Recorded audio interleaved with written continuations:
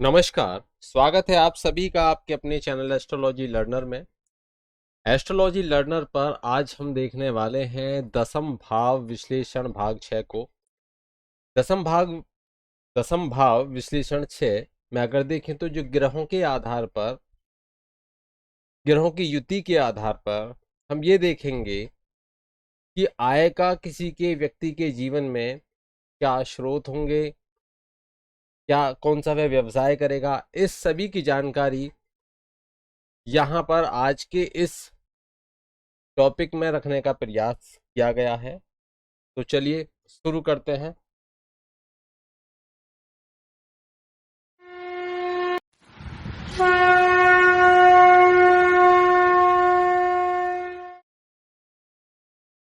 देखिए, जन्म कुंडली के अंतर्गत हम जब भी किसी व्यवसाय की बात करेंगे, जब भी किसी आय के स्रोत की बात करेंगे, जीविकोपार्जन के माध्यम की बात करेंगे, उच्च पद की बात करेंगे, उच्च सरकारी नौकरी की बात करेंगे, तो हम दसम भाव को देखेंगे। क्योंकि दसम भाव अधिकार क्षेत्र भी देता है, सम्मान भी देता है, कर्म क्षेत्र भी देता है। और दसम भाव के बारे में अगर आप बहुत अच्छे से जानना चाहते हैं तो हमारे दसम भाग, जो दसम भाव विश्लेषण भाग 1 है, उसको अवश्य देख लीजिए। उससे आपको स्पष्ट हो जाएगा कि हम दसम भाव से क्या क्या देखते हैं। अब प्रश्न उठता है कि किस प्रकार से किसी के व्यवसाय का हम आकलन करें। आज के वर्तमान युग में अगर हम देखें तो एक व्यक्ति एक ही प्रकार का व्यवसाय नहीं करता, वो अनेक प्रकार की व्यवसाय करता है। और इसमें जो सबसे बलवान है वह प्रमुख है, उसके बाद में सब गौण प्रवृत्ति के हो जाते हैं, मतलब सेकेंडरी रहते हैं। तो यहां पर लग्न कुंडली, चंद्र कुंडली और सूर्य कुंडली, इन तीनों से दसम। पहले हम लग्न कुंडली, सबसे पहले हम लग्न कुंडली को देखेंगे। लग्न कुंडली में दसम भाव को देखेंगे, दसम भाव की स्थिति को देखेंगे, दसम भाव के अधिपति की स्थिति को देखेंगे। अगर वह बलवान है, शुभ ग्रह हैं, शुभ दृष्ट हैं, किसी पाप कर्तरी योग में फंसे हुए नहीं है, तो ऐसी स्थिति में वह उनसे संबंधित व्यवसाय आपको प्राप्त होगा, उनसे संबंधित आय के स्रोत प्राप्त होंगे। इसी प्रकार से हम उसको और स्पष्ट करेंगे चंद्र कुंडली से।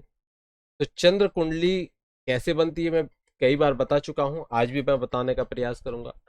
तो चंद्र कुंडली से हम देखेंगे, चंद्र कुंडली से दसम भाव में कौन से ग्रह बैठे हुए हैं, और उन बैठे हुए ग्रहों के आधार पर हम समझेंगे, वहां की स्थिति को समझेंगे। कोई पाप कर्तरी दोष तो नहीं है, कितने अंश पर है, कितने बलवान है, निर्बली तो नहीं है, किसी नीच घर में तो नहीं बैठे हुए हैं जिसका प्रभाव पड़ेगा। तो इन सब बातों को हम समझेंगे और इसी प्रकार से हम सूर्य कुंडली को भी देखेंगे। अब प्रश्न ये उठता है कि यदि इन तीनों कुंडलियों में अगर हम देखें कि चंद्र कुंडली और सूर्य कुंडली, लग्न कुंडली, इन तीनों को देखें और जो दसम भाव है उसमें कोई ग्रह अगर नहीं बैठा हुआ है, क्योंकि हम यहाँ पे उपस्थित ग्रह की चर्चा कर रहे हैं, कोई ग्रह नहीं बैठा हुआ है, तो फिर उस दसम भाव के अधिपति अर्थात दशमेश की नवमांश में स्थिति देखेंगे कि नवमांश में वह किसके घर में विराजित है, और जिसके घर में विराजित है उसके मालिक के आधार पर हम ये विश्लेषण करेंगे। ये आपको स्पष्ट हो गया होगा, मैं और स्पष्ट करने का प्रयास करूंगा। सबसे पहले जैसे कि यहाँ पर ये हमारी मेष लग्न की कुंडली है, यहाँ पर एक हम खाली कुंडली ले लेते हैं। यहाँ पर एक हम खाली कुंडली ले लेते हैं, ठीक है। ये जैसे ये मेष लग्न की कुंडली है, अब यहां पर हम मानकर चलिए कि यहां चंद्रमा विराजित है, यहां सूर्य विराजित है, और ये लग्न भाव है, ठीक है। ये लग्न भाव है, यहां पर हम शुक्र को विराजित कर देते हैं, ठीक है। यह स्थिति, और यहां पर लग्न में हम गुरु बृहस्पति को विराजित करते हैं। आप यहां स्थिति देख पा रहे होगे। चलिए, ये लग्न कुंडली है। अब यहां पर सबसे पहले हम लग्न को देखें।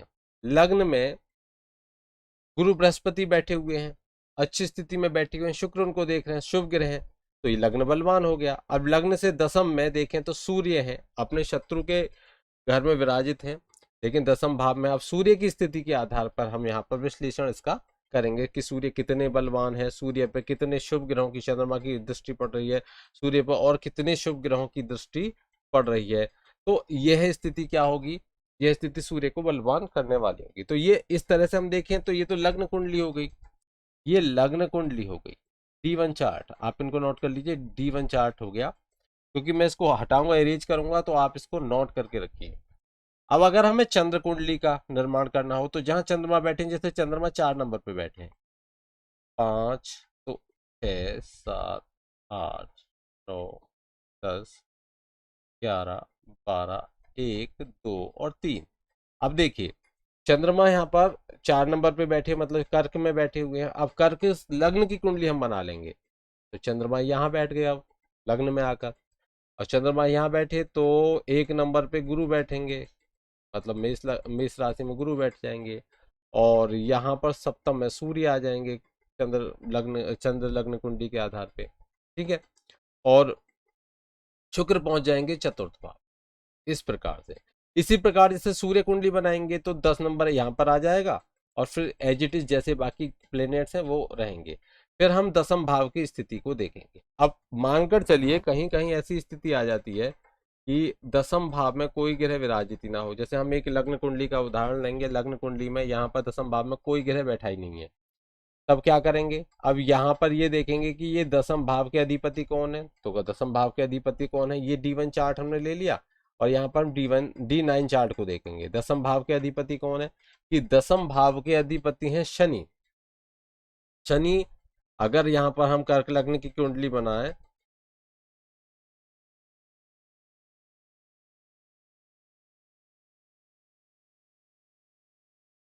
और शनि अगर आकर यहाँ पर बैठ जाए, शनि कहाँ बैठ जाए, नवमास कुंडली में शुक्र के घर में, तो इसका जो फलादेश आप करोगे दसम भाव में इस तरह से करोगे कि शुक्र जो इसके कौन हो गए, नवम भाव के अधिपति यहाँ पर शुक्र है, नवमांश कुंडली में चतुर्थ भाव के अधिपति जहां पर शनि बैठे हुए हैं वह कौन है, शुक्र है, ठीक है।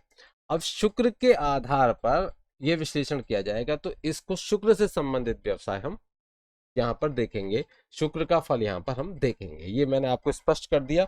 अब सबसे पहले हम चलेंगे सूर्य की तरफ। सूर्य ग्रहराज है, और सूर्य की तरफ चलते हैं। सूर्य क्या क्या देते हैं, तो सूर्य से हम सोना मतलब गोल्ड, इसको देखेंगे। सोने का व्यापार ऐसे व्यक्ति कर सकता है, उसके आय के स्रोत जो होंगे स्वर्ण से संबंधित आय के स्रोत होंगे, सुनहली वस्तुओं से उसके आय के स्रोत हो सकते हैं, आभूषण आदि का वह व्यक्ति विक्रेता होगा। अगर सूर्य कहाँ पर है, अगर सूर्य कुंडली के अंतर्गत दसम भाव में विराजित है, तब यह स्थिति, ठीक है, यह स्थिति बनेगी। तो यहाँ पर औषधियों से संबंधित व्यवसाय कर सकता है कोई व्यक्ति, मंत्र आदि के उच्चारण से संबंधित जो भी व्यवसाय प्रारंभ होते हैं, जो भी शुरू होते हैं, ऐसे सभी व्यवसाय वे कर सकते हैं। ऊन का व्यवसाय भी कर सकता है, ऊन से भी उसको आय के स्रोत के रूप में होगा। अनाज का व्यवसाय कर सकता है, मंडी वगैरह में उसकी जॉब हो सकती है। रस से संबंधित जो भी जितने भी रस आदि हैं उनसे संबंधित व्यवसाय भी व्यक्ति करे तो भी उसमें लाभ हो सकता है। औषधि से संबंधित व्यवसाय करे तो उसमें उसको लाभ मिल सकता है। और जो पैतृक संपत्ति के योग भी बड़े अच्छे बनते हैं, क्योंकि सूर्य के कौन है, सूर्य पिता है, पिता का रूप है, तो वहां पर वे पैतृक संपत्ति या पैतृक संपत्ति से उस व्यक्ति को आय के स्रोत भी उत्पन्न करने का कार्य करते हैं। कृषि से संबंधित कार्यों में वह, जंगल आदि से संबंधित जैसे वन आदि हैं उनसे ऐसा व्यक्ति लाभान्वित होता है, इससे संबंधित कार्य करता है। धातु से संबंधित, माणिक के रत्न आदि से संबंधित कार्य भी उसके लिए शुभ और श्रेष्ठ रहते हैं, उसमें उसके आय के स्रोत अच्छे बनते हैं। ऐसे कार्य जिसमें किसी व्यक्ति को यह पावर मिल जाए कि वह कानूनी कार्यवाही कर सके, चाहे वह किसी न्यायालय में हो अथवा वह किसी प्रशासनिक, विशेषकर प्रशासनिक कार्यों में ऐसे व्यक्ति अधिक जाते हैं। तो किसी राजनयिक हो सकते हैं, राजदूत हो सकते हैं, ये स्थितियां उनके साथ में बनती हैं। सूर्य चिकित्सक के रूप में भी, क्योंकि औषधियों से संबंधित है, तो चिकित्सा के क्षेत्र में भी ले जाने का कार्य करते हैं।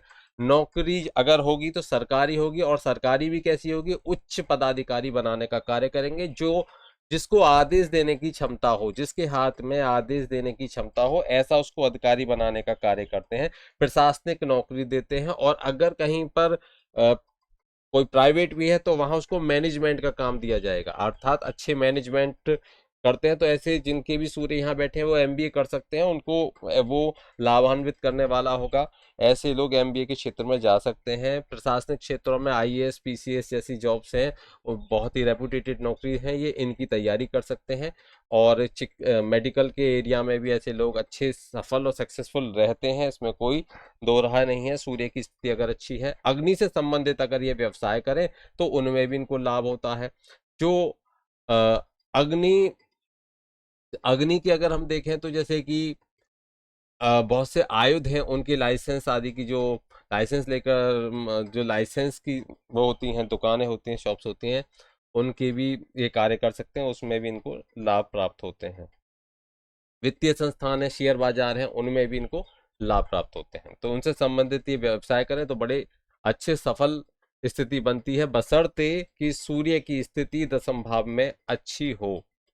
सूर्य की स्थिति दशम भाव में अच्छी हो, पाप कर्तृ योग में ना हो, राहु आदि से पीड़ित ना हो, तब यह अच्छी स्थिति में रहते हैं। किसी भी दोष में ना फंसे तो बहुत अच्छी स्थिति में रहते हैं। और एक विशेषकर अगर इनके साथ में, अगर जैसे हम देखें कि सूर्य की अंश बल देखें तो 15 अंश पर अगर सूर्य है और 20 अंश पर शनि भी इनके साथ अगर विराजित हो जाए, या दूसरे भाव में बैठे हुए हैं, मानकर चलिए यहाँ बैठे हुए हैं, लेकिन इनके जो अंश बल हैं उन अंश बलों में बहुत अंतर, जैसे मानकर चलिए यहाँ पर सूर्य, हम कहते हैं कि यहाँ पर सूर्य 29 डिग्री पर सूर्य बैठे हुए हैं, ठीक है, और इससे अगले भाव में शनि बैठे हुए हैं 3 डिग्री पर, 4 डिग्री पर, कुल मिलाकर 7 डिग्री से अधिक का अगर इनमें अंतर नहीं है, तो वहां पर ऐसे व्यक्ति को अपनी जीविकोपार्जन करने में, जो जीवन वृत्ति है उसके लिए, नौकरी आदि है, उनसे संबंधित बहुत सारी बाधाओं का सामना करना पड़ता है, बहुत सारे व्यवधान उसको देखने के लिए मिलते हैं। और यदि शनि शुभ दृष्टि में हो, ये अंश का जो गैप है ये ज्यादा हो और शुभ दृष्टि में हो, शनि पर अच्छे ग्रहों की दृष्टि पड़ती हो और शुभ हो, तो ऐसे शनि जो है उस जातक को उच्च सरकारी अधिकारी बनाने का कार्य भी करते हैं। तो शनि बुरे नहीं होते, दशम में शनि अगर बैठे हो, सूर्य के साथ भी बैठे हुए हैं, लेकिन उनका जो अंश है, अंश जो डिग्री है, वो सूर्य से अंतर अगर हम देखें तो 7 से अधिक है, और जितना अधिक होता चला जाएगा उतना ज्यादा वह शुभ परिणाम देने वाला होता चला जाएगा। और वह शनि, अगर शुभ ग्रहों की दृष्टि शनि के ऊपर जा रही है, जैसे मानकर चलिए कि अगर यहाँ पर शनि बैठे हुए सूर्य के साथ भी हैं, और अगर गुरु बृहस्पति की दृष्टि इनके ऊपर है तो अच्छी स्थिति बन जाएगी, ये शुक्र की दृष्टि इनके ऊपर है तो और अच्छी स्थिति बन जाएगी। तो यहाँ पर ये शनि क्या होते हैं, उच्च पदाधिकारी, सरकारी, उच्च सरकारी नौकरी देने वाले हो जाते हैं। अगर यहाँ पर वृश्चिक राशि हो, कहां पर 8 नंबर लिखा हुआ हो यहाँ पर, और सूर्य यहाँ पर विराजित हो, अगर ध्यान दीजिए वृश्चिक राशि हो और सूर्य यहाँ पर विराजित हो, चंद्र कुंडली में देख लीजिए और लग्न कुंडली में देख लीजिए। सूर्य कुंडली में अगर लग्न में 8 नंबर लिखा हुआ है तो देख लीजिए, ठीक है, तीनों स्थितियों में देख लीजिए।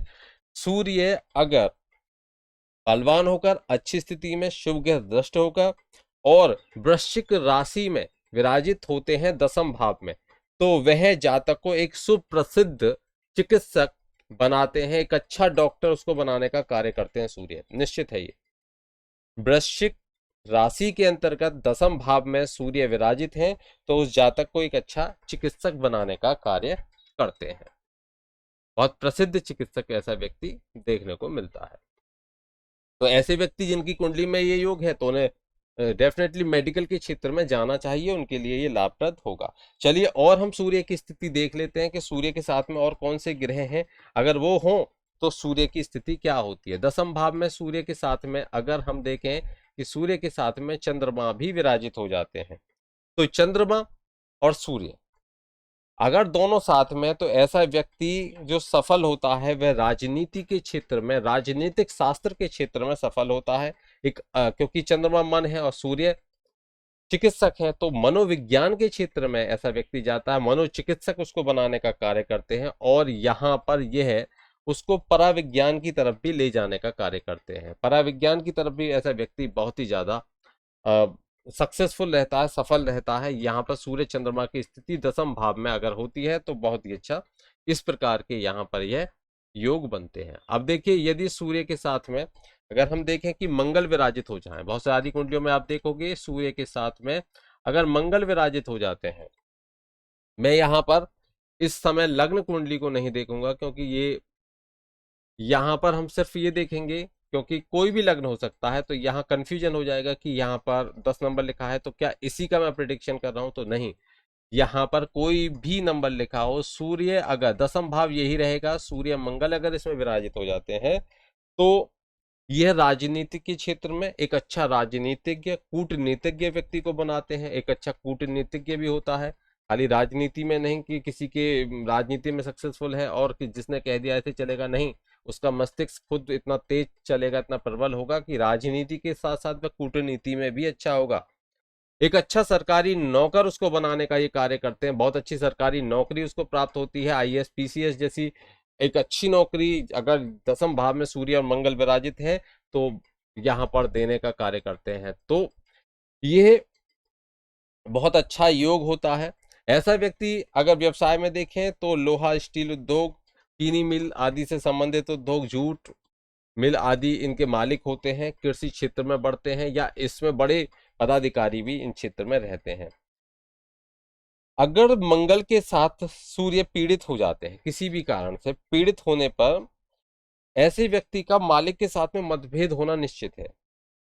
लेकिन वहीं अगर मंगल बहुत अच्छी स्थिति में है, तो जैसे कि शुभ ग्रहों की दृष्टि है, मंगल पीड़ित नहीं है, ऐसे भाव में तो आकर नहीं बैठ गए जहां मंगल नीच की हो जाते हैं, नीच अवस्था में मंगल चले जाते हैं, जैसे 4 नंबर लिखा हो वहां बैठे तो मंगल नीच हो गए, ठीक है, तो ऐसी स्थिति में खराब रहेंगे। लेकिन वहीं अगर मंगल कहाँ पर जो 10वीं राशि है मकर राशि है, मकर राशि में होंगे तो उच्च के होंगे और सूर्य के साथ उच्च के मंगल बैठेंगे तो बहुत अच्छी स्थिति बनती है। इससे ऐसा जातक मंत्री जज आदि के जो उच्च पद होते हैं उनको सुनिश्चित रूप से प्राप्त करता है और एक अच्छा प्रशासक होता है, सफल प्रशासक होता है। तो पहले राजा कहे जाते थे, अब हम कहेंगे कि बड़ा अधिकारी होता है, बहुत अच्छा अधिकारी होता है जिसके पास में पूरे जिले की पावर भी हो सकती है, स्टेट की पावर भी हो सकती है, तो बहुत अच्छा ऐसा प्रशासक होता है और उसी में वह अपनी जीवन वृत्ति प्राप्त करता है। विशेषकर सरकारी विभाग में ऐसे लोग जाते हैं। प्रशासनिक जो क्षमता है और विशिष्टता है वह देखने को अवश्य मिलती है। अगर मंगल अच्छी स्थिति में शुभ ग्रह है, शुभ ग्रहों की दृष्टि है, उच्चस्थ है या फिर स्वग्रही है, तो ऐसी स्थिति जब भी बनती है तो बहुत ही अच्छा, और सूर्य के साथ में हो तो विशेषकर बहुत अच्छा योग ये रहता है, क्योंकि मंगल रोचक नामक महापंच पुरुष योग बनाते हैं। यहाँ पर जब भी उच्चस्थ होते हैं, अपने भाव में होते हैं तब, और सूर्य के साथ में इन दोनों की जो युति है तो ये जो योग बनाते हैं ये पारिजात योग भी बनाते हैं। देखिए, ये हमने बात चर्चा करी सूर्य से संबंधित, सूर्य की दसम भाव में स्थिति और कौन कौन से ग्रह यहाँ विशेष स्थिति इनके साथ में देते हैं उसकी चर्चा करी। अब हम बात करेंगे कि यहाँ पर अब हम चंद्रमा की बात करेंगे कि दसम भाव में यदि चंद्रमा विराजित होते हैं, दसम भाव में यदि चंद्रमा विराजित हो जाते हैं तो चंद्रमा से संबंधित हम क्या क्या विचार करते हैं। पहले तो आप ये समझिए चंद्रमा है क्या। चंद्रमा तामसिक नहीं है, चंद्रमा तामसिक नहीं है। चंद्रमा कैसे है? चंद्रमा राजसिक, सात्विक नहीं है, राजसिक। चंद्रमा राजसिक है तो यह आपको किस किस क्षेत्र में से संबंधित वस्तुओं से आय का सृजन कराएंगे, जैसे कि कौन कौन से आपको लाभान्वित करने वाले होंगे। ऐसे व्यक्तियों को स्त्रियों से लाभ प्राप्त होता है, निश्चित है। वस्त्र आदि का उद्योग करें तो उससे भी, उस तरह का व्यवसाय करें तो उससे भी इनका जीविकोपार्जन होता है, उससे ही भी इनका लाभ प्राप्त इनको होता है।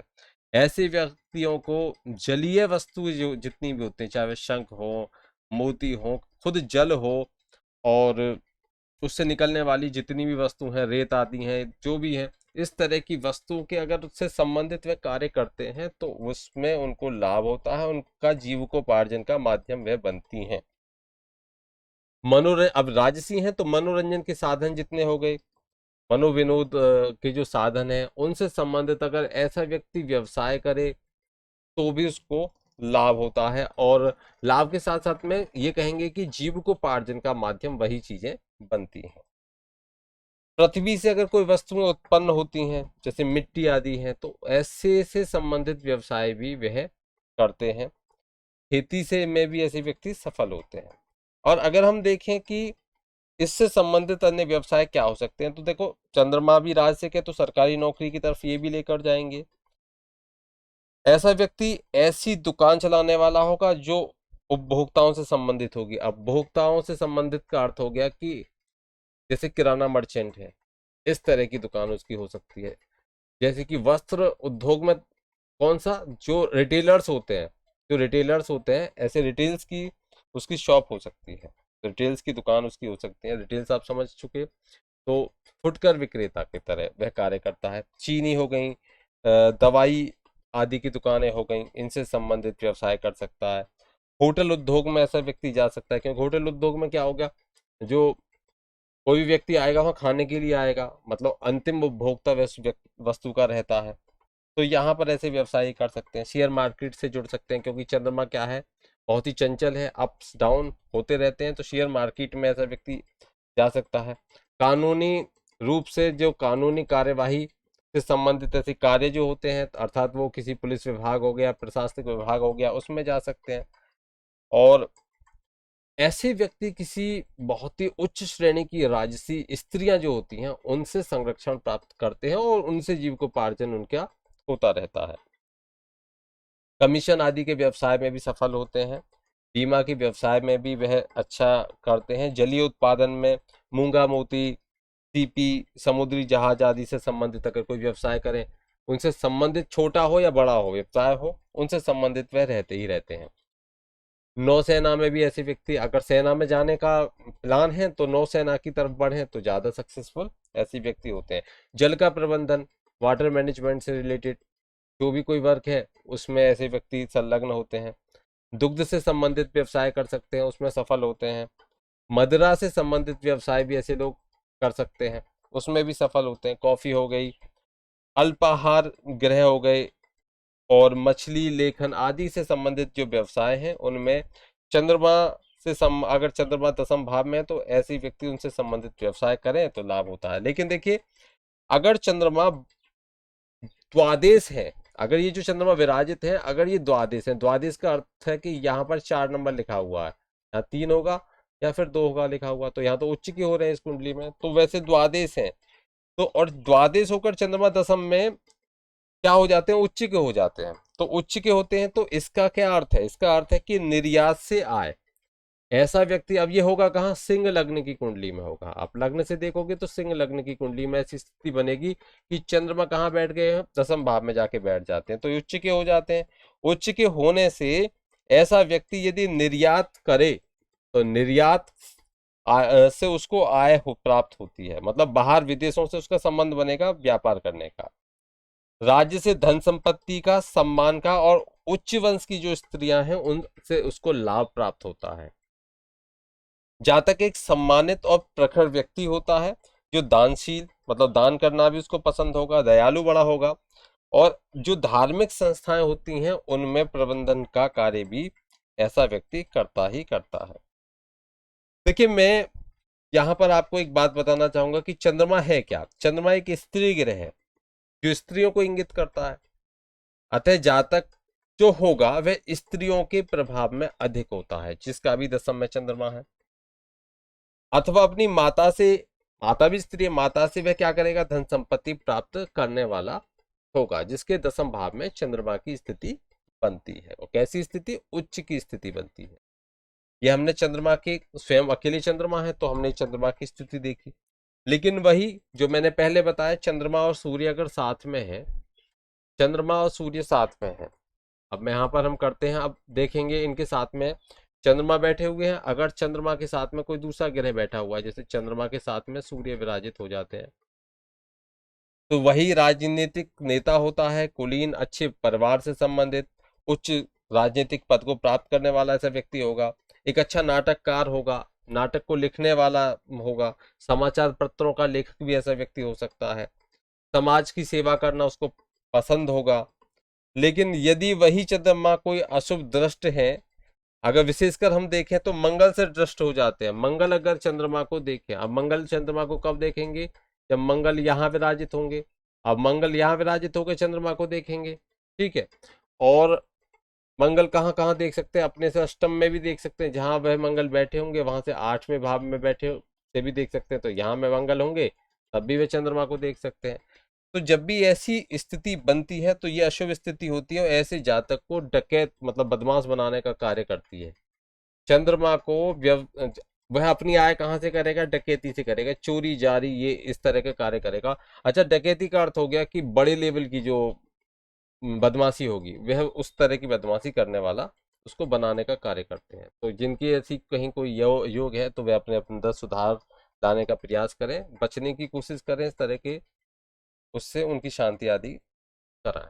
चलिए अब हम बात करेंगे कि अगर चंद्रमा के साथ में बुध विराजित हो जाए 10वें भाव में, चंद्रमा के साथ 10वें भाव में बुध विराजित हो जाए, जैसे चंद्रमा यहाँ पर है और बुध भी उनके साथ में विराजित हो जाते हैं, अगर ये स्थिति बनती है तो बुध वाणी है, चंद्रमा मन है, और बुध एक शुभ ग्रह में आते हैं और चंद्रमा भी शुभ ग्रह है यदि वह शुक्ल पक्ष के हैं तो ये धार्मिक तो बनाएंगे, लेकिन कल्पनाशील बहुत होता है ऐसा व्यक्ति। बुद्धिमान अति बुद्धिमान होगा, बुद्ध बुद्धि के भी कारक हैं, लेखन क्षेत्र में भी जा सकता है। चिकित्सा और व्यापार के लेखों का संपादक ऐसा व्यक्ति होता है। देखिए चिकित्सा के क्षेत्र में क्या काम दिया उसको, चिकित्सा के क्षेत्र में उसको लेखन का काम दिया। तो एक अच्छा लेखक, जो आपने देखा होगा बहुत सारे पेपर्स होते हैं उनमें बहुत सारे ऐसे डॉक्टर्स होते हैं जो कहीं ना कहीं लोगों को सुझाव देते रहते हैं, तो उस तरह का कार्य भी देते हैं वे। व्यापार के लेखों का, जो चिकित्सा या व्यापार के लेख हैं उनका संपादक बना देते हैं। विज्ञापन और परिधान बनाने वाला भी ऐसा व्यक्ति होता है। अगर चंद्रमा और मंगल साथ विराजित हो जाएं, अभी हमने देखा चंद्रमा के ऊपर मंगल की दृष्टि थी, सूर्य के साथ चंद्रमा थे, तो क्या स्थिति बनी। और अब हम ये देखेंगे कि जब मंगल चंद्रमा के साथ में विराजित हो जाते हैं अब क्या स्थिति बनती है। तो ऐसा जातक युद्ध की प्रवृत्ति वाला होगा, लड़ाकू झड़ाकू होगा, उसको लड़ाई पसंद होगी। और अगर लड़ाई नहीं करता है तो युद्ध के समय जितने भी युद्ध हैं उनको लिखने वाला एक बड़ा इतिहासकार भी होगा। युद्धों से संबंधित पत्रकारिता करेगा, मीडिया में होगा तो उसको युद्ध वगैरह, कहीं लड़ाई हो रही, झगड़े हो रहे हैं, उनको कवर करना बहुत पसंद होगा। ऐसे व्यक्ति, खाली हम युद्ध की बात नहीं, ऐसे व्यक्ति कहाँ जा सकते हैं, इंजीनियरिंग के क्षेत्र में भी ऐसे व्यक्ति जाते हैं, वहां से भी जीविकोपार्जन करते हैं। औषधि और रसायन शास्त्र और रसायन के क्षेत्र में ऐसे व्यक्ति जाते हैं, जैसे साबुन आदि हो गए, इनसे संबंधित व्यापार भी कर सकते हैं। सब्जियां आदि से संबंधित व्यापार भी कर सकते हैं। तेल से संबंधित व्यापार भी कराने वाले होते हैं। और प्लास्टिक से संबंधित, जैसे प्लास्टिक के आजकल बहुत सारे आइटम्स हैं, उनसे संबंधित भी व्यवसाय ऐसे व्यक्ति करते हैं जहाँ चंद्रमा और मंगल साथ साथ विराजित होते हैं, तो उन सब में वह सफलता प्राप्त करने वाले होते हैं। अब हम बात करते हैं कि चंद्रमा के साथ में यदि बृहस्पति आ जाते हैं तो बड़ा, बृहस्पति के साथ में चंद्रमा बहुत ज्यादा प्रसन्न एक तरह से रहते हैं। और गुरु है, गुरु बृहस्पति है और चंद्रमा मन है, तो मन को मार्गदर्शन देने का कार्य कौन करेंगे, गुरु करेंगे। और ये पंचमहाभूत उस योग में देखें तो गज केसरी योग यह बनता है चंद्रमा बृहस्पति का। यहाँ बैठे तो बहुत ही सम्मानित नौकरी देने वाले होते हैं, ऐसी नौकरी होगी, सरकारी होगी, सम्मानित होगी, ऐसा व्यक्ति सम्मानित होगा, सम्मान प्राप्त करने वाला होगा। सरकारी भी ना हो तो भी ऐसा कार्य करेगा कि जो सम्मान प्राप्त करने वाला होगा। बड़ा मठाधीश भी हो सकता है ऐसा व्यक्ति। अनेक व्यवसायियों के संघ होते हैं, उस संघ का अध्यक्ष भी हो सकता है। और बड़ा उत्तरदायित्व उसको प्राप्त होता है। धार्मिक प्रमुख होता है, पुजारी भी ऐसा व्यक्ति हो सकता है, एक बड़ा पुजारी। तो इतिहास का एक अच्छा लेखक हो सकता है। राजनीति के क्षेत्र में बहुत अधिक सफल हो सकता है ऐसा व्यक्ति, वहां से भी जीविकोपार्जन कर सकता है। एक अच्छा, क्योंकि ये गुरु क्या है, पुस्तक से संबंधित भी है, तो यहाँ पर वह व्यक्ति एक अच्छा बुक सेलर हो सकता है, पुस्तक विक्रेता हो सकता है। और विज्ञापनों से संबंधित कार्य ऐसा व्यक्ति करे तो उसमें भी उसको लाभ अवश्य प्राप्त होता है और उसके जीविकोपार्जन का वह माध्यम भी बनते हैं। अब बात करेंगे कि यदि चंद्रमा और शुक्र साथ साथ विराजित हो, चंद्रमा और शुक्र साथ साथ विराजित हो 10वें भाव में, तो शुक्र क्या है, शुक्र कहीं ना कहीं दोनों ही अब राजसिक हो गए। अब ध्यान देना, दोनों राजसिक हो गए। ऐसी स्थिति में और संगीत पसंद किसको है, सुंदरता किसको पसंद है, शुक्र को। संगीत पसंद किसको, शुक्र को। तो ऐसा व्यक्ति को कहाँ लेके जाएगा, मन को कहाँ ले जाएगा। अब ये मन है, मन को व्यवसाय, कौन से व्यवसाय में लेकर जाएगा, जो संगीत का व्यवसाय है, संगीतकार बना देंगे उसको, म्यूजिशियन बना देंगे, संगीत के क्षेत्र में ऊंचाइयों तक लेकर जाएगा। ऐसा एक व्यक्ति सुंदर आलेखन करने वाला होता है, सुंदर लेखक होता है, कविताएं लिखने वाला होगा, कवि होगा, एक अच्छा नाटककार बनाते हैं, एक अच्छा अभिनेता भी बनाते हैं। चंद्र शुक्र की युति तो संभाव में इस प्रकार यदि है तो एक उसको अच्छा अभिनेता बनाने का भी ये कार्य करते हैं। नोट कर लीजिए इस बात को। यदि चंद्रमा और शुक्र अशुभ ग्रहों जैसे शनि हो या राहु या मंगल इनके साथ विराजित हो तो ऐसा व्यक्ति शराब विक्रेता हो सकता है, लेकिन अवैध दुष्ट कर्म करने वाला हो सकता है। और जो रात्रि क्लब होते हैं उनसे संबंधित, उनसे जुड़ा हो सकता है। निकृष्ट कार्य करने वाला, ऐसा जो समाज में बुरी दृष्टि से देखे जाते हैं, ऐसे कार्य करने वाला है, उस व्यक्ति को ये बना देते हैं। अब बात करेंगे चंद्रमा और शनि की स्थिति के बारे में। चंद्रमा और शनि, चंद्रमा और देखिए मैं यहाँ D10 ही लिख देता हूँ, अभी हम D10 को ही देख रहे हैं, यहाँ के स्थान पर यहाँ देख रहे हैं हम। चंद्रमा और शनि अगर यहाँ पर विराजित हो जाते हैं तब क्या स्थिति बनेगी। चंद्रमा और शनि, अब देखिए चंद्रमा और शनि को अगर आप देखोगे तो सबसे पहले हम एक बात को अवश्य समझ लें। चंद्रमा और शनि की जो युति होती है इसको विष योग कहा जाता है।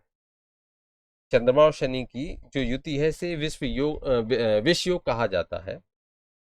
विष योग उसके सांसारिक जीवन के लिए थोड़ा अच्छा नहीं रहता, लेकिन ऐसा व्यक्ति आध्यात्मिकता के क्षेत्र में बहुत अच्छा होता है। आध्यात्मिकता के क्षेत्र में उसको ये ले जाने का कार्य करता है।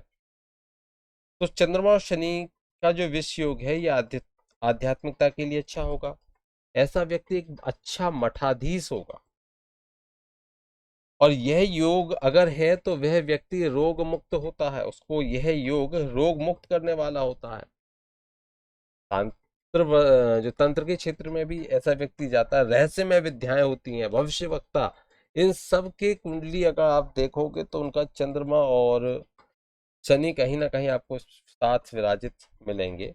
दशम में है तो ये जो स्थिति है ये बिल्कुल जो स्पष्ट बता रहा हूँ ये आपको देखने के लिए मिलेगी।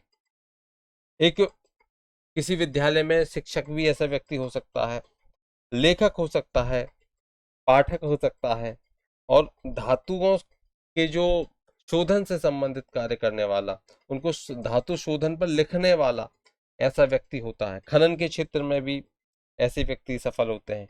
गणित के क्षेत्र में और गुप्त और आध्यात्मिक विद्याएं, आध्यात्मिक विज्ञान और मनोविज्ञान, इन क्षेत्र में भी ऐसा व्यक्ति सफल होता है। दुख, चिंताएं, संताप, इच्छा शक्ति की कमी और अंधविश्वास उस व्यक्ति के अंदर आपको मिलते हैं। ऐसे व्यक्ति कारखानों के प्रमुख भी हो सकते हैं, श्रमिकों के नेता भी हो सकते हैं, और ऐसे व्यक्ति मैकेनिकल इंजीनियर भी देखने को मिलते हैं। अब हम चर्चा करेंगे मंगल की। तो अगर मंगल कहाँ पर विराजित है, यदि मंगल दसम भाव में विराजित हैं तो इनसे हम क्या देख सकते हैं, इनसे हम युद्ध देख सकते हैं, लड़ाई झगड़े, आग, झगड़ों का बढ़ना, धातु आदि के बारे में देख सकते हैं, तांबे के बारे में देख सकते हैं, सोने के बारे में देख सकते हैं, ठेकेदारी के बारे में भी हम समझ सकते हैं कि इनसे संबंधित व्यक्ति कार्य करेगा। ठेकेदार अच्छा ठेकेदार हो सकता है। जुआ के क्षेत्र में भी, वाद विवाद से संबंधित कार्य भी ऐसे व्यक्ति करते हैं। तो वैसे जुआ का क्षेत्र निकृष्ट कार्य होता है और ऐसा कार्य नहीं करना चाहिए। अन्य बहुत सारे कार्य हैं उनको ऐसा व्यक्ति कर सकता है, जैसे कि वह ठेकेदारी का कार्य कर ले, वाद विवाद से संबंधित कार्य कर ले। अब देखिए जुए को एक तरह से आप शेयर मार्केट को देखोगे तो ऐसा व्यक्ति शेयर मार्केट में जा सकता है। तो जुए कहाँ मारते हैं, यहाँ पर शेयर मार्केट को लगाएंगे कि शेयर मार्केट में ऐसा व्यक्ति बढ़ सकता है, वहां भी पता नहीं चलता कब अप कब डाउन। चोरी से संबंधित कार्य भी ऐसा व्यक्ति, उसके अंदर चोरी करने की प्रवृत्ति भी कहीं ना कहीं देखने को मिल जाती है। लेकिन वहीं पर मंगल की जो अच्छी स्थिति है वह उसको सेना, पुलिस अग्नि शमन और उत्तेजक विषय और शत्रुओं से आय, ये कार्य कराने में भी उसको मदद करते हैं। ये उसके आय के स्रोत होते हैं। आधुनिक शिल्पकला विज्ञान में मंगल आग है। अतः मंगल को देखें तो जितने भी निर्माण कार्य होते हैं उनसे निर्माण कार्य हो गए, इंजीनियर हो गए, शिल्पी हो गए, यंत्रकार हो गए, दंत चिकित्सक हो गए, दांतों के डॉक्टर, अगर मंगल यहाँ पर है तो डेंटिस्ट बनाता है। किसी भी चीर फाड़ करने वाले की जो होती है चिकित्सा, ऐसा चिकित्सक बनाता है, सर्जन बनाता है, कहने का अर्थ है। मंगल अगर उच्च है तो यह उच्च पद पर ले जाने का कार्य करते हैं, शासन से प्रभुत्व व्यक्ति को बनाते हैं, धन संपत्ति उसको देने का कार्य करते हैं, कृषि से संबंधित अर्थात जमीन से जुड़े कार्य करने में उसकी सहायता करते हैं, और अच्छे अच्छे मित्र देने का कार्य करते हैं, और उसके जीवन में बार बार खुशियां मनाए ऐसे कार्य लेकर आते हैं। ऐसे व्यक्ति बहुत ही ज्यादा आनंदित होता है, लेकिन स्वभाव उसका क्रूर होता है, राजसी होता है, लेकिन लोक हितैषी भी ऐसा व्यक्ति होता है। साहसिक और शारीरिक क्षमता उस व्यक्ति को खूब भरपूर प्राप्त होती है। ऐसे व्यक्तियों को जो आय है, रसोई घर से आय हो सकती है, इंजन चलाने आदि से आय हो सकती है, और ऐसे कार्य वे मतलब असावधानी पूर्ण कार्य करते हैं, कल्पनाशील होते हैं, क्योंकि यहाँ पर उनमें कल्पनाशील जो होते हैं वे असावधानिक पूर्ण कार्य के साथ में होते हैं। रसायन के क्षेत्र में, दवाई के क्षेत्र में, रसायन विज्ञान के क्षेत्र में यह व्यक्ति सफल होते हैं। देखिए, मंगल तर्क और विज्ञान का कारक भी माना जाता है। तो ऐसे जातक क्या हो सकते हैं, उन विषयों में प्रखर होते हैं जहां पर भी तर्क हो, विज्ञान हो। मंगल भूमि का कारक भी है, तो भूमि और कृषि से ऐसे व्यक्तियों को आय प्राप्त होती है। व्यापार में देखें तो तीक्ष्णता मंगल लेकर आते हैं, बहुत ही व्यक्ति पूरे मेहनत से कार्य करने पर लग जाएगा। ऐसा व्यक्ति अच्छा विक्रेता होता है, विक्रय के कार्य में हमेशा लाभ प्राप्त करता है। ऐसे अधिकतर देखें हम कुंडलियों में तो जो पर्वतारोही होते हैं उनकी कुंडलियों में मंगल दशम में रहते हैं। तो पर्वतारोहण, पहाड़ों पर चढ़ना, जंपिंग का, अब ये सब कितने जितने भी काम हैं वो जो साहसी हैं वही ये कार्य कर सकते हैं। आकाश में से कूद जाते हैं, ये सब कार्य ये जो मंगल है यहाँ पर बैठ के कराते हैं। यदि बुध से शुभ दृष्ट हो जाते हैं मंगल, तो उस व्यक्ति को इंजीनियरिंग के क्षेत्र में ले जाते हैं, ठीक है, शिल्पी के क्षेत्र में ले जाते हैं, सशस्त्र सेना के क्षेत्र में ले जाते हैं, दंत चिकित्सक, शल्य चिकित्सक उसको बनाने का कार्य करते हैं, सर्जन हो सकता है, डेंटिस्ट हो सकता है। कब? जब मंगल पर बुध की दृष्टि है, और वो भी शुभ दृष्टि है। जैसे मान के चलिए बुध यहाँ से देख रहे हैं, बुध यहाँ से देखेंगे, जब चतुर्थ में बुध होंगे तब देखेंगे मंगल को। तब देखिए, मंगल से संबंधित और क्या क्या कार्य हो सकते हैं कि ऐसे सभी कार्य जिनमें चीजों को काटना हो, फाड़ना हो, ऐसा शामिल हो, वह मंगल से संबंधित हो सकते हैं। जैसे कि कृषि का कार्य, कसाई से संबंधित कार्य जो होते हैं वह जीविकोपार्जन उस तरह से करते हैं। शिकार अब तो नहीं है, लेकिन शिकार खेलना होता था पहले, तो उससे जीविकोपार्जन करते थे। बहुत से आप देखिए मांस बेचने का कार्य होता है, तो वह भी मंगल उसका कहीं ना कहीं दशम भाव में होता है।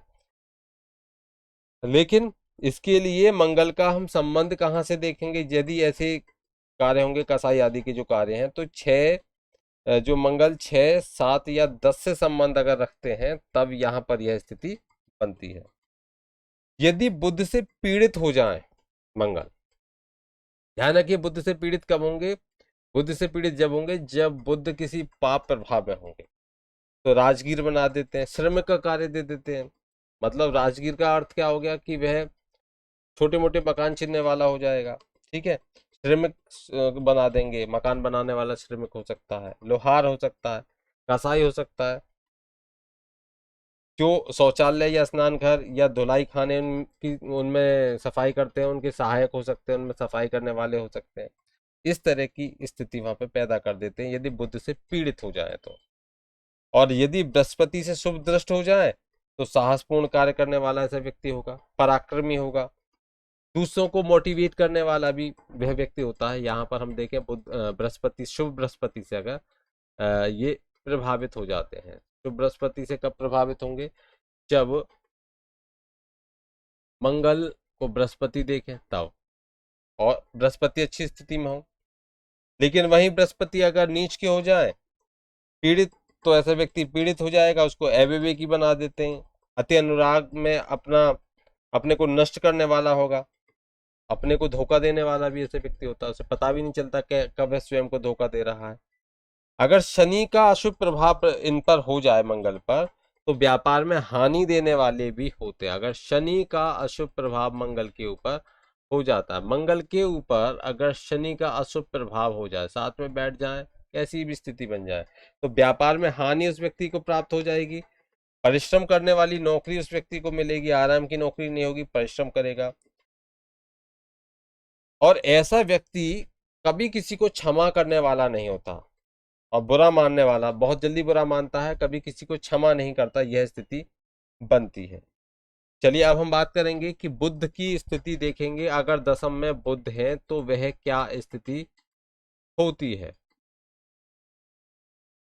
अगर किसी जातक की कुंडली में दशम भाव में बुध विराजित है, तो ऐसा व्यक्ति काव्य के क्षेत्र में सफल रहता है, उससे आय का सृजन करता है, पूजा पाठ से संबंधित कार्य करता है, शास्त्रीय शिक्षा देता, शास्त्रों की शिक्षा देने वाला होता है, वेदांत अथवा दर्शन का चिंतन करने वाला ऐसा व्यक्ति होता है, एक अच्छा वास्तुकार भी ऐसा व्यक्ति होता है, और शिल्पकार भी ऐसा व्यक्ति होता है।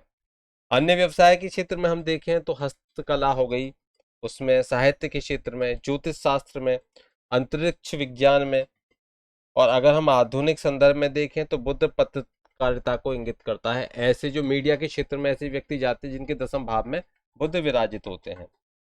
मित्रों से आय को प्राप्त कराने वाला होता है, लेखन कार्य से ऐसा व्यक्ति आय प्राप्त करता है, गणित के क्षेत्र में बहुत ही विद्वान होता है, काव्य के क्षेत्र में बहुत ही ज्यादा प्रवीण होता है, आधुनिक कला के क्षेत्र में भी ऐसा व्यक्ति बहुत ही ज्यादा अच्छा रहता है, चित्रकला के क्षेत्र में भी ऐसे व्यक्ति बहुत श्रेष्ठ होते हैं और आय का सृजन करते हैं। इत्र बनाने आदि के जो सुगंधित वस्तुएं हैं उनको बनाने में भी ऐसे व्यक्ति होते हैं और उनसे संबंधित व्यवसाय करते हैं। नक्काशी से संबंधित व्यवसाय भी उनके लिए सफल होता है, जीविकोपार्जन का माध्यम होता है। शिक्षा देकर भी ऐसे व्यक्ति जीविकोपार्जन कर सकते हैं। किसी रिसर्च के क्षेत्र में भी ऐसी व्यक्तियों को सफलता मिलती है। किसी शैक्षिक संस्थान से जुड़ सकते हैं या उनका निर्माण कर सकते हैं और उनसे आय अर्जित कर सकते हैं। अच्छे अच्छे स्कूल्स कॉलेजेस खोल सकते हैं, उनसे आय भी अर्जित कर सकते हैं यदि बुध दशम भाव में विराजित है, क्योंकि बुध शिक्षा और काव्य से संबंधित कार्य भी देते हैं। ये व्यापार भी कराने वाले होते हैं। कहानीकार, कोई कहानी लिखने वाला है तो वह भी बुध से हम देखेंगे। पत्रकार के रूप में भी हम देखेंगे। किसी का प्रधान अध्यापक देखें, शिक्षक देखें, और तो भी हमें बुध दशम भाव में मिलेगा। विद्युत कर्मी के भी दशम भाव में क्या होते हैं, बुध होते हैं। यात्री लाभ लेना, यात्री जैसे कि बहुत सारे जो यात्राएं कराने वाले होते हैं वह भी देखें तो बुध से ही देखेंगे। आविष्कारक होते हैं, अच्छे अच्छे आविष्कारक भी बुध ही बनाते हैं। यदि अकेले हैं तो निर्यातक बना देंगे, थोक विक्रेता या कमीशन लेने वाला भी बना देते हैं, एक सरकारी अधिकारी भी बनाने का कार्य बुध करते हैं।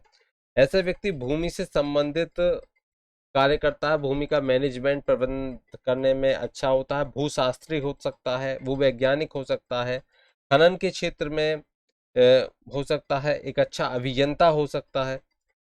ऐसी नौकरी में उसको दक्षता अवश्य प्राप्त होती है।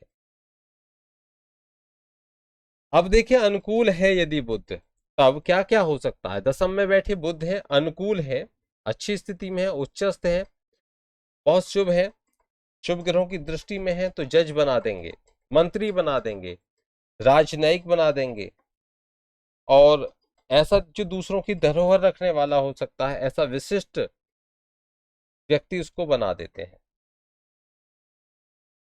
अगर यह बुध अग्नि तत्व राशि में विराजित हो जाते हैं, अगर यहाँ पर अग्नि तत्व राशि है, मैं राशियों के बारे में पहले बता चुका हूँ और किस किस तत्व की होती हैं, अग्नि तत्व, वायु तत्व, पृथ्वी तत्व और जल तत्व, चार तत्व राशियां हैं, इनको बता चुका हूँ। अग्नि तत्व जैसे कि मेष राशि हो गई, अग्नि तत्व राशि है। इस तरीके से हम देखेंगे सिंह राशि हो गई, वो अग्नि तत्व राशि है।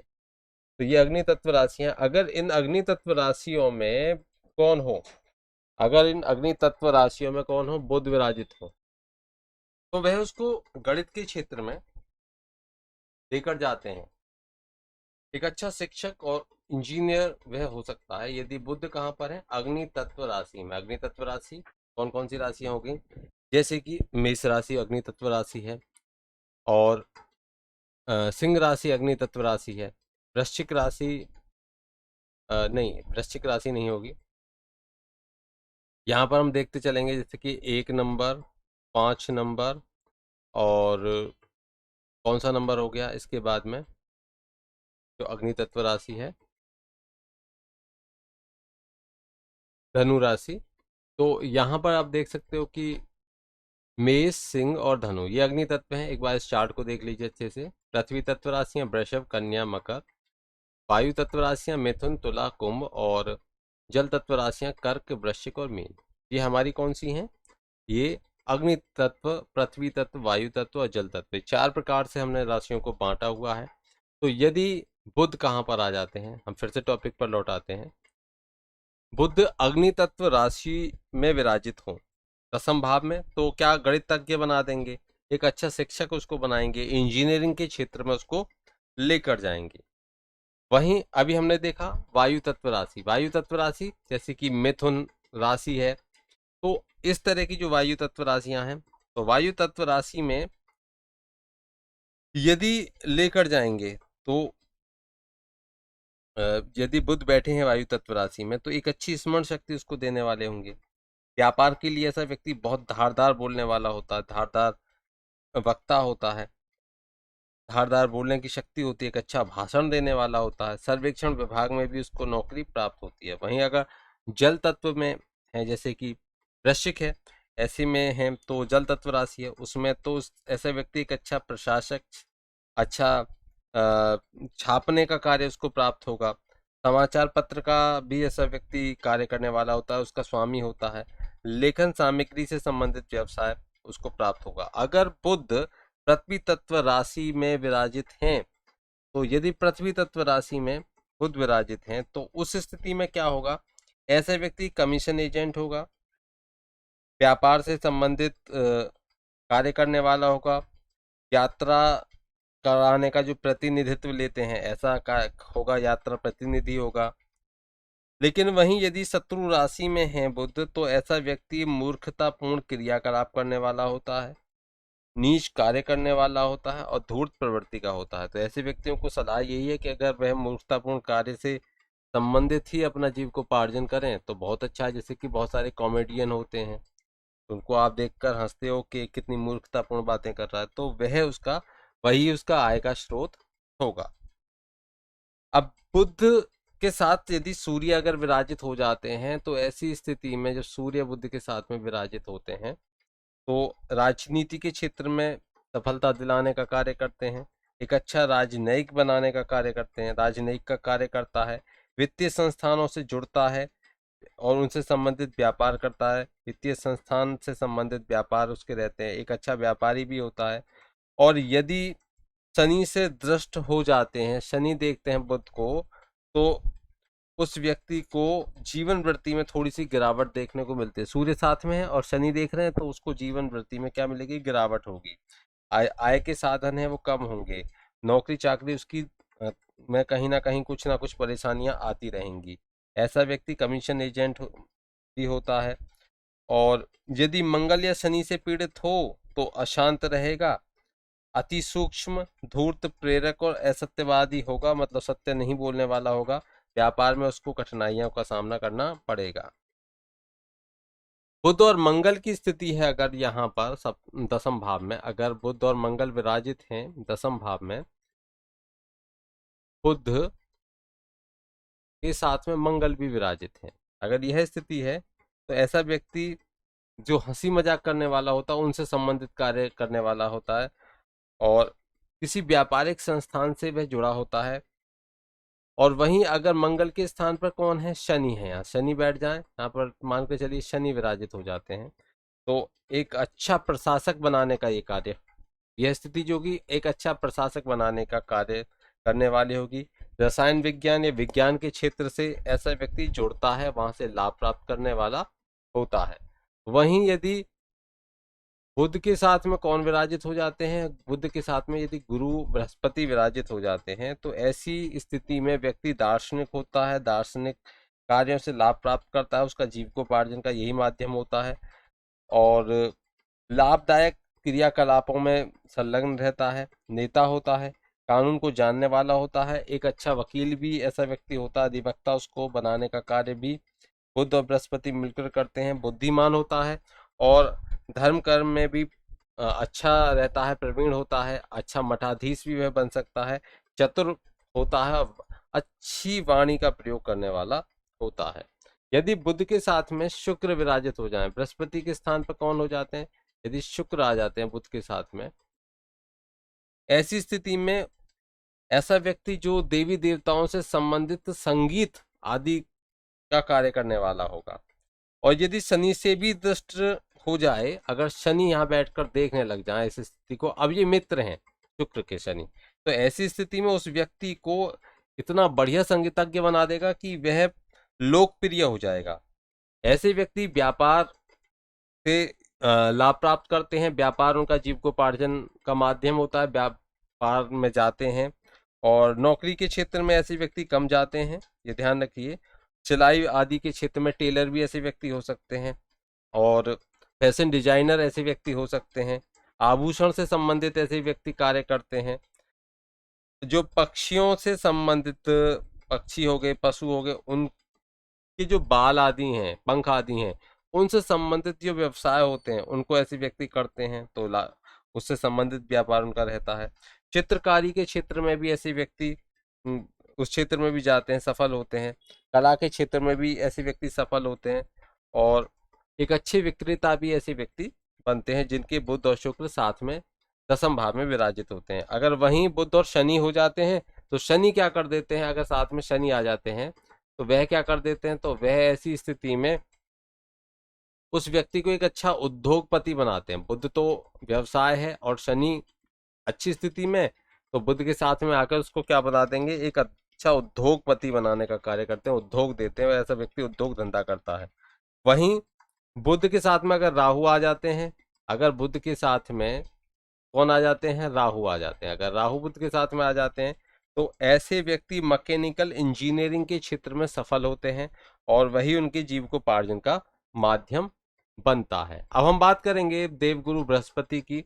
तो बृहस्पति यदि किसी जातक की जन्म कुंडली में दसम भाव में विराजित हो जाते हैं तो ऐसा व्यक्ति कहाँ कहाँ किस किस प्रकार के कार्य करके अपना जीविकोपार्जन कर सकता है, उनको हम समझेंगे। ऐसा व्यक्ति कानूनी कार्यवाही करने वाला, कानूनी कार्य करने वाला होगा, कानून के क्षेत्र में जाने वाला होगा, एक अच्छा अधिवक्ता ऐसा व्यक्ति बनता है, एक अच्छा धार्मिक उपदेशक भी ऐसा व्यक्ति बनता है, अच्छा धर्म उपदेश करने वाला होता है, धर्म कर्म से आय प्राप्त करने वाला होता है, शास्त्रों को जानने वाला और धर्म को जानने वाला और उनसे संबंधित शिक्षा देकर लाभ जो आय अर्जित करने वाला ऐसे व्यक्ति होता है।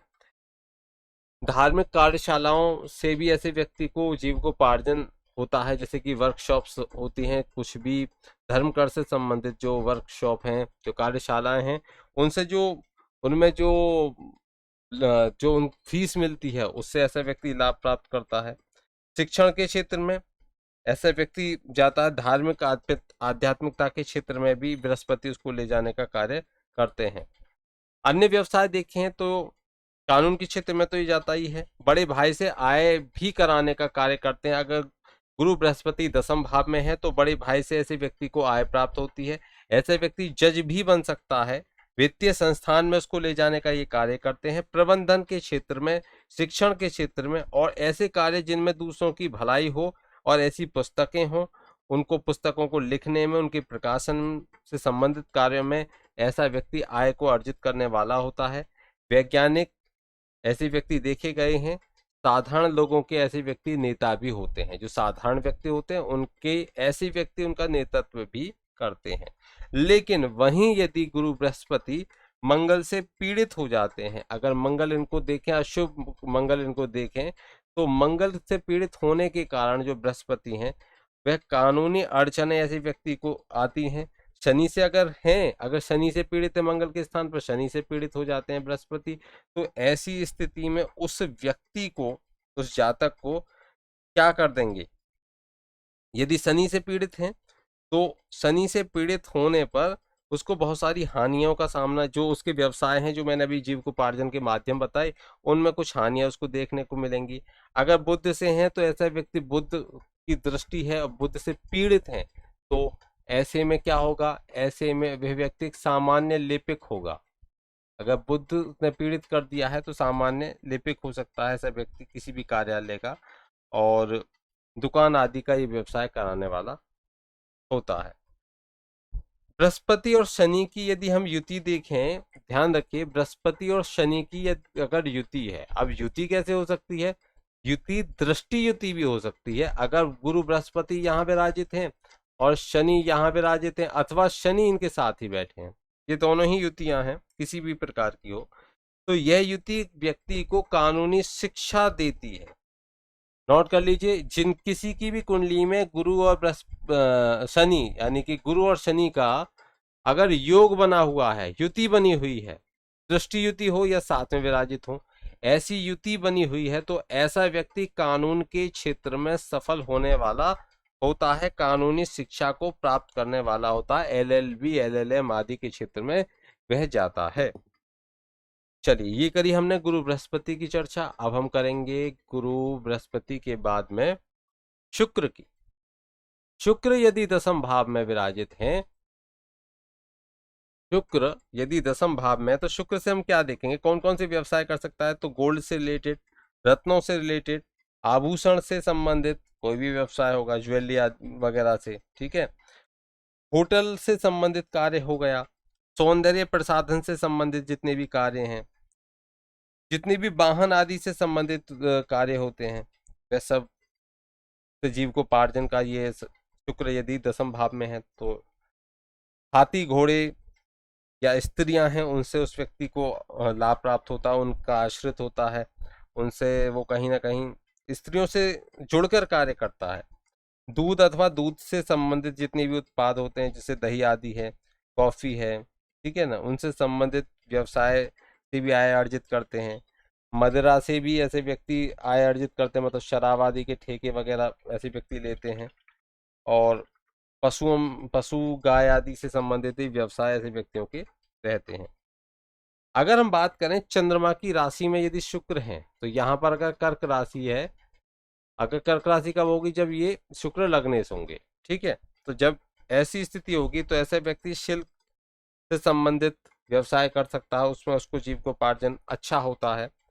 मंगल से दृष्ट अगर है चंद्रमा, मंगल से दृष्ट है अगर, कौन? शुक्र अगर मंगल से दृष्ट हैं, तो ऐसे व्यक्ति प्लास्टिक के जो कार्य होते हैं, जो प्लास्टिक से बनने वाले प्रोडक्ट होते हैं, उनसे संबंधित व्यापार कर सकता है या उनको बनाने का कार्य कर सकता है।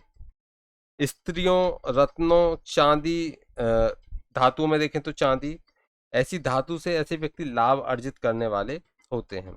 सुंदर वस्तुएं जो होती हैं उनसे संबंधित व्यापार ऐसे व्यक्ति करें तो लाभ अर्जित करेंगे, तो सफल रहेगा उनका व्यवसाय।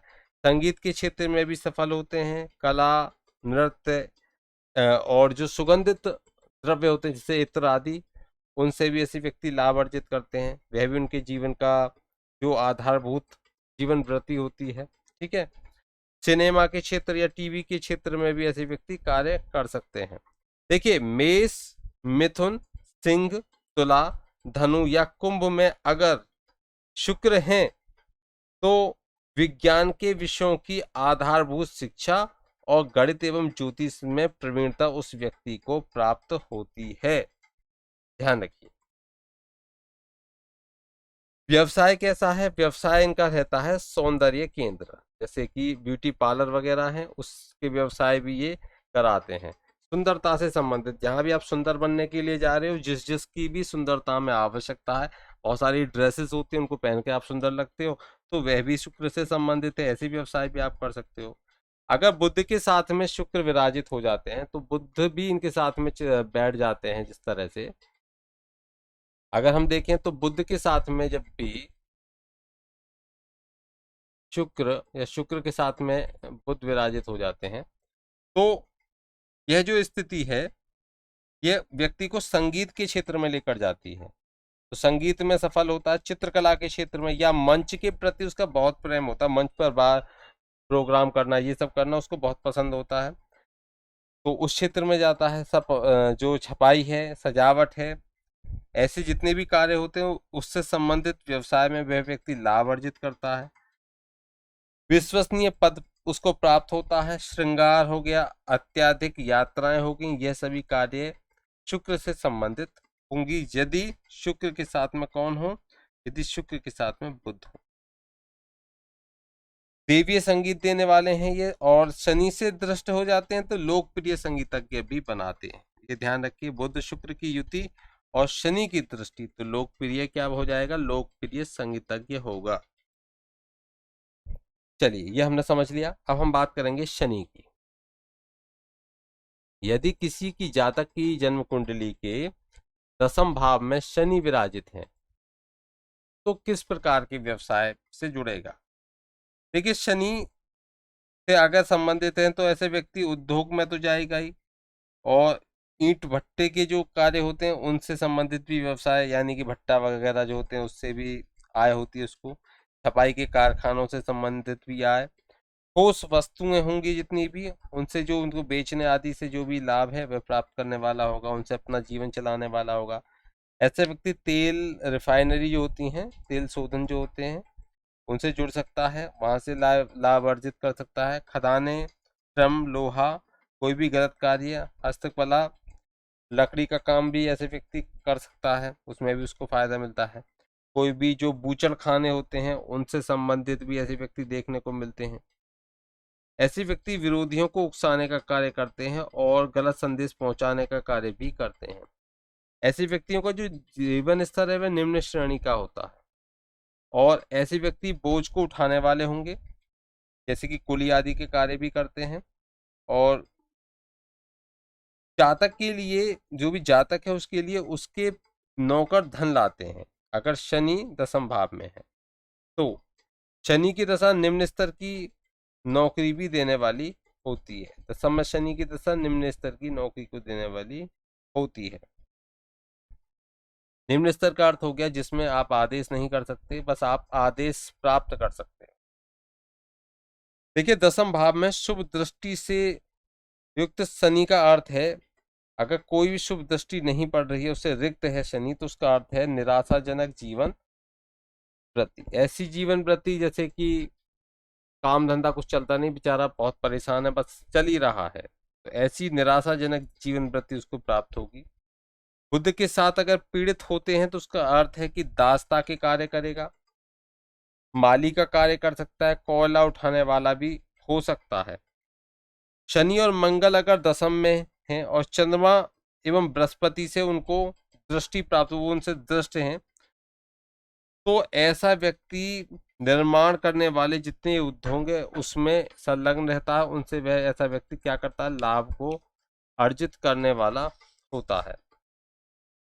शनि का हमने देख लिया, अब हम देखेंगे कि राहु को।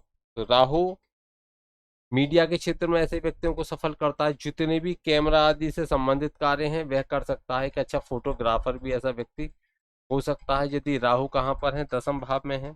ऐसा व्यक्ति राजनीति के क्षेत्र में सफल होता है, क्योंकि 10वें भाव में बैठे राहु उस व्यक्ति को राजनीति के क्षेत्र में लेकर जाते हैं।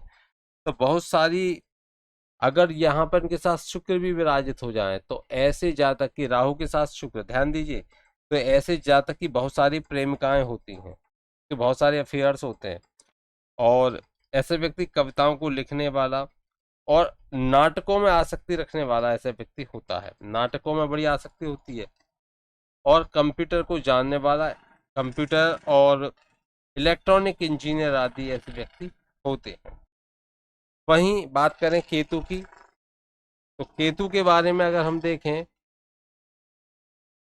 यदि किसी की जन्म कुंडली में केतु कहाँ पर है, 10वें भाव में, यदि 10वें भाव में केतु हैं तो ऐसे व्यक्ति विदेशी भाषाओं से आय अर्जित करते हैं। जैसे कि आपने देखें दुभाषी होते हैं, तो उनकी जो आय का सृजन है वो क्या है, भाषा परिवर्तन ही है। तो ऐसे विदेशी भाषाओं को बोलकर लाभ अर्जित करते हैं। जैसे कि गाइड होते हैं, वो अलग अलग देशों के लोग आते हैं, उनको उनकी भाषा में बताने का प्रयास करते हैं किसी भी जगह के बारे में, तो ऐसे कार्यों से संबंधित हो सकते हैं। यदि केतु दशम भाव में है या कंप्यूटर के क्षेत्र में जाएं तो भी ऐसे व्यक्ति सफल हो सकते हैं। तो आज के लिए इतना ही। थोड़ा वीडियो लंबा हो गया, लेकिन आज मैंने प्रयास किया है कि आपको विशिष्ट जानकारियां दे सकूं। आगे हम देखेंगे कि दो ग्रहों की युति से व्यवसाय का अनुमान कैसे लगाया जाएगा। अगर दो ग्रह युति करते हैं तो कैसे अनुमान हम लगा सकते हैं, कौन सा व्यवसाय करें, कौन सा व्यवसाय ना करें, ये देखना होगा। और फिर ये हम नेक्स्ट वीडियो में रखेंगे। आज के लिए इतना ही। फिर कुंडलियों को लेकर आएंगे, जैसे कि लेखक की कुंडली कैसी है, डॉक्टर की कुंडली में क्या योग थे जो है डॉक्टर बने, तो ये सब हम लेकर आएंगे आगे दशम भाव से संबंधित। आज के लिए इतना ही। आशा करता हूँ आपको ये हमारा बताई हुई जो जानकारी है अच्छी लगी होगी, ये प्रकरण आपको अच्छा लगा होगा। उसके लिए हृदय से आपको धन्यवाद। और जो पहली बार हमारे चैनल पर आए हैं वह चैनल को सब्सक्राइब जरूर कर लें और शेयर अवश्य करें अपने मित्रों के बीच में, ज़्यादा से ज़्यादा शेयर करें। और यदि कोई फीडबैक है तो आप अपना फीडबैक हमें दे सकते हो। आज के लिए इतना ही। हंसते रहिए, मुस्कुराते रहिए। जय श्री कृष्ण।